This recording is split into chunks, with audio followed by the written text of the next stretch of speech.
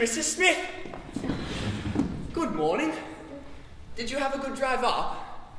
Enjoy the foliage? Our school has some of the best foliage in the area. We have award-winning hibiscus. Speaking of biscuits, would you like one? A nice chalky biscuit with some tea? Hot water? Steamed milk? How about stamps? Do you enjoy them? I'm an avid collector. I actually have 278 different stamps which all feature different pictures of melons, if you can believe that. There's guava, cantaloupe, muskmelon. Or is that the cologne I'm wearing? Pardon? Stalling? How do you mean? Right then, I suppose you'll be wanting to see your dear son Reginald, as it is the end of semester. Lovely. Yes. Let me begin by saying that by having your dear son attend here, you have put your most sacred trust in me and my finishing school for boys. And that is why it is with deep regret that I must inform you that your dear Reginald is dead. Now I can surmise by your collective expression that you require an understanding into your son's earthly removal. You did have a rather long drive up here, past all of our lovely foliage. Did I mention the hibiscus? Yes, I did. You see, in the short time your blessed urchin was amongst us, he alone was the catalyst for the mental derangement and physical incapacitation of 3/4 of my student body. Lovely little Reginald, spawn of your loins, engaged in terrorizing his classmates in such banal and, shall I say, quaint activities as hooking up electrical wires to the urinals in the boys' room. Suffice it to say, being woken from your slumber at 3 in the morning by the unholy shrieks of a 10-year-old boy is not as lovely as, say,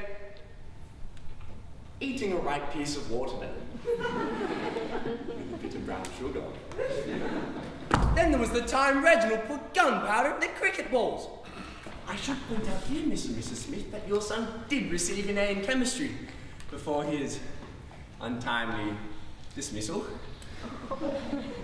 Nevertheless, as I was saying, our cricket coach, Fergie McBatty, a ruddy Scotsman from Glasgow, was teaching the boys how to hit at cricket a few months back.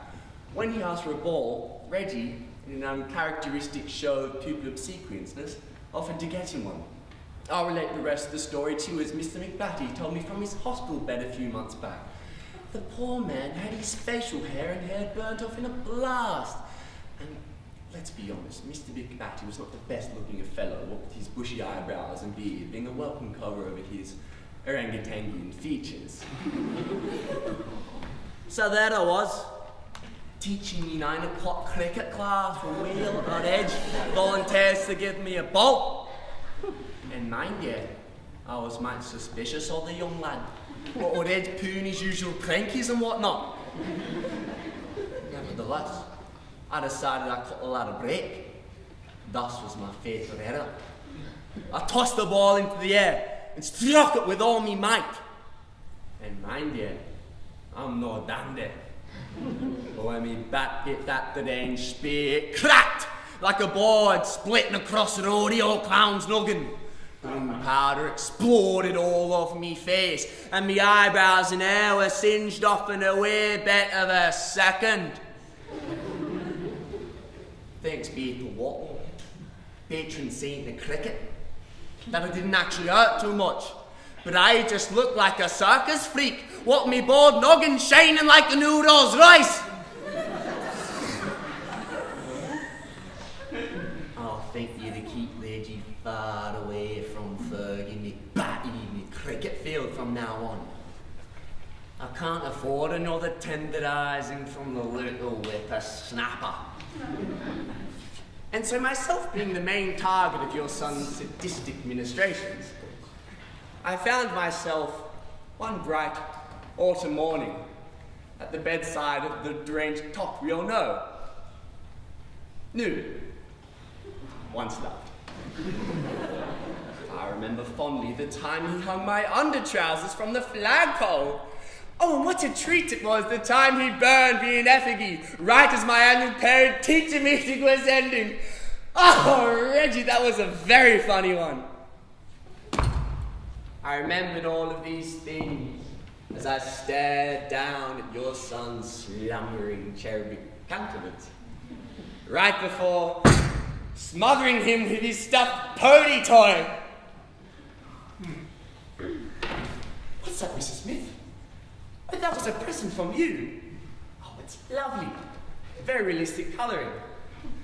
And pleasingly thick. I marvel at how simple I found it to gingerly place my two hands around your son's stuffed pony toy and press at Reg's foul little comfort noggin until the raspy, guttural demon's breath of that foul and wretched hatchling of Satan passed no more through his blackened lungs to this, our precious earth. Die, you twisted, wretched cretin!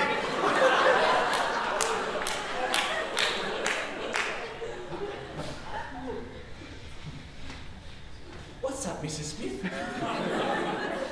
Well, of course you'll be receiving a full refund of Reg's tuition. And surely you'll be wanting his personal articles and such back.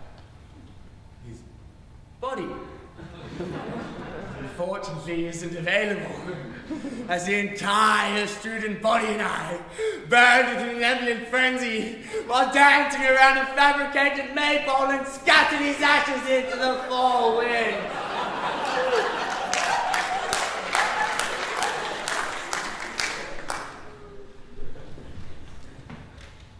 I have, however, crumbled some chocolate biscuits into a tin in the wake of proper ashes.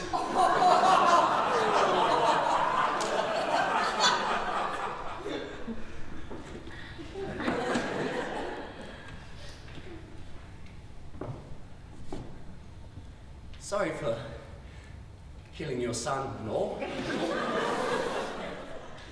Well then, speaking of biscuits, anyone for tea?